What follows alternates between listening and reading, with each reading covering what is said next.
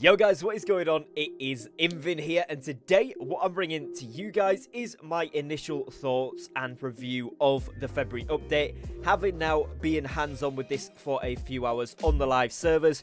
Obviously, for those of you that haven't logged in yet, we received the big February patch earlier today, and so far it's looking pretty good across most servers generally. Now, there's a few things that I want to go into depth and talk about, namely the first one being OPR, which is the gameplay you're going to see in the background of today's video of the brand new OPR, the Overhauled OPR.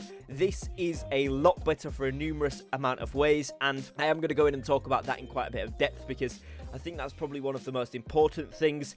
And I'm also going to talk about some of the other changes that we've seen, some QOL things that are quite nice, and give my initial reaction to it. Of course, not everyone's going to agree with this. Other people will have had varying different instances with this update, but that is absolutely fine. Do feel free to leave your comments and thoughts in the comments down below. That'd be amazing to get a little chat going on down there. And before we fully jump into today's video, if you haven't already done so, please do go down below and drop a subscribe to the channel. I do upload brand new content every single day, so it would be amazing to have you here as part of the channel community. And without further ado, let's jump into the video.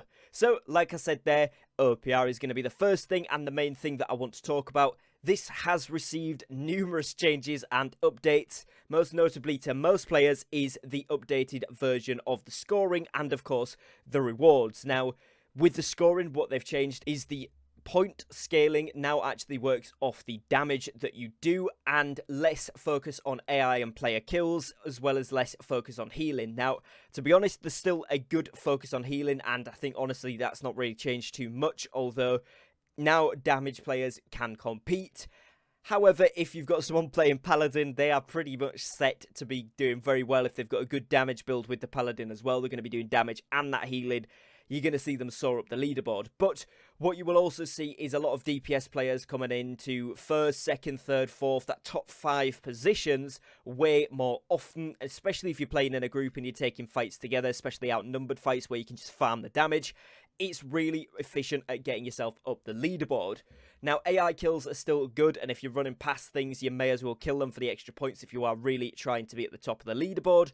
But of course, you know, you're still going to get less points than you did before for that, as well as you do get less points for kills. Now, one thing I've found from this update that seems to be the most like meta thing, if you like, in the new scoring system is getting assists. Assists seem to put you right up to the top of the board. You're going to see people up there with 30, 40 or 50 plus assists per game, and those are going to be your first 5 to 10 slots in Outpost Rush, obviously depending how sweaty your server is, but most players are going to be getting up there with assists, and obviously that coincides with the amount of damage you're doing. Generally, if you do more damage, you're going to have more assists, and obviously kills do have some impact. They do boost your score a little bit, but I had double figure kills and was down below people who were in single figure kills in my previous game of Outpost Rush before recording this, and it was simply because they had done more damage and had more assists than I did, so therefore they were further up the leaderboard. Now, I actually think this is a pretty good change. I would just like to see maybe going forward into the future something to do with damage mitigation. I know they need to be very careful about this because there's ways that people could really just boost their health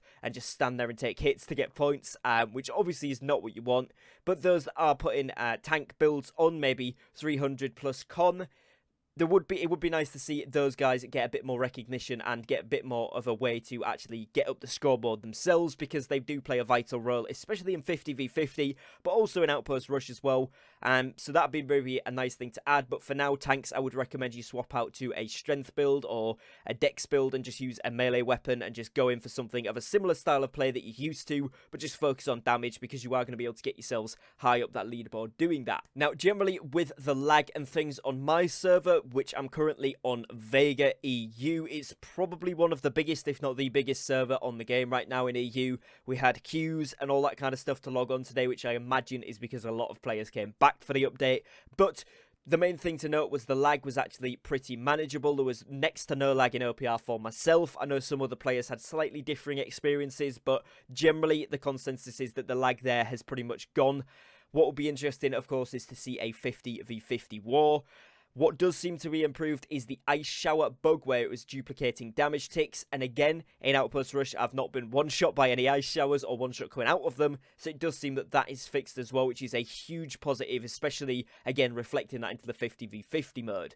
Now, they've also done some things like overhauls to the images in Outpost Rush for things like the consumables. They've also done a little bit of changes with your summoning stones. Obviously, you'll see the coloured bags and things now on the floor when they're dropped. This is really cool, as it does give people a thing to fight for. People are targeting anybody that picks it up, and it's quite a cool little, almost like cat and mouse type chase with these summoning stones, people trying to summon the mobs, and it actually is a bit more of a hard experience rather than just getting the brute and him spamming meatball.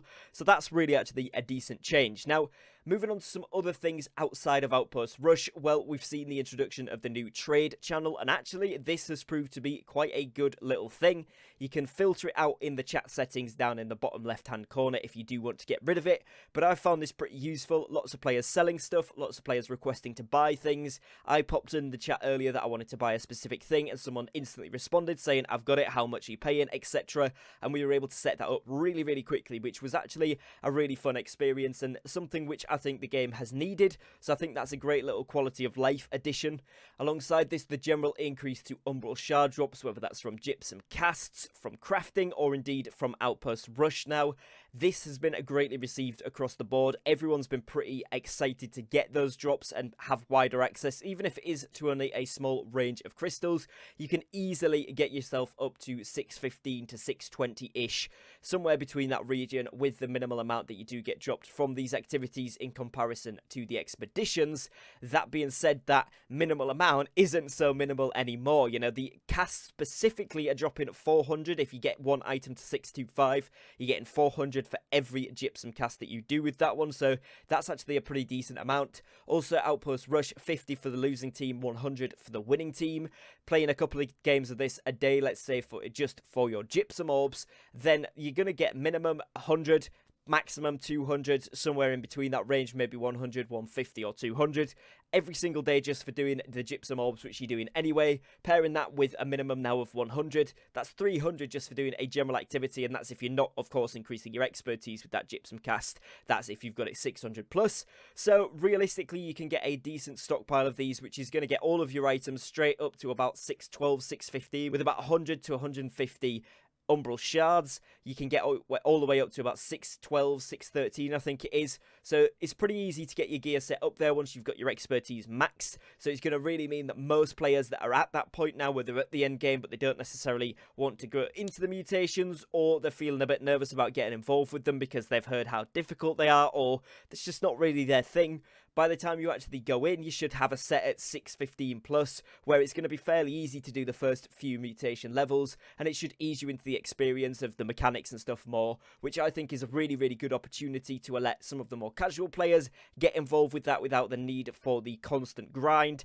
And some of the endgame players who are already accessing this, of course, they're still ahead a little bit, and they will continue to be there, but it also means that they have a wider access to these materials because more people are going to be getting involved. They can get involved with their runs, etc. And it's also going to be a really good thing for the economy because, of course, people are going to be buying up those legendary items a lot more now. So it's going to set the price of things for crafters when they actually make things a lot higher if you do get a good roll. So again, pumping money back into the people who are crafting, which kind of then sets it off. So overall, that should be a fairly decent change. Now, finally here, just touching on, again, some of the Outpost Rush rewards. Obviously, you now get 2 pieces of equipment and 1 weapon, and then you have an extra 15% chance to get an jewelry piece from Outpost Rush as well.